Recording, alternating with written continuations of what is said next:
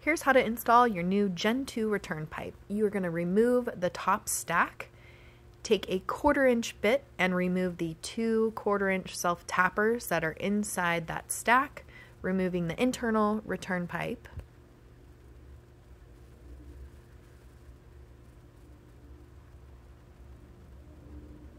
You're going to discard of the internal return pipe as well as the external one.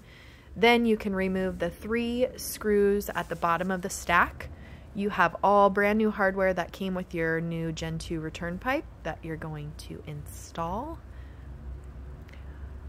Once you have those 3 screws at the bottom removed, you can remove your return pipe, installing the new 180 mandrel bend. This is the best way to install it. You're going to slide that return pipe in and down over the hole on the pot top, making sure it's secure and all the way down.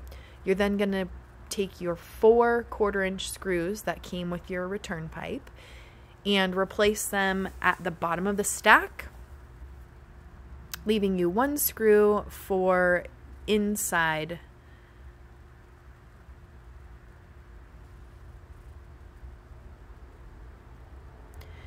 You're going to want to make sure you take that return pipe, pushing it all the way back, and take that screw, screwing it through the lip of the pot as well as the return pipe, and you'll notice that we don't use the original hole from that original return pipe.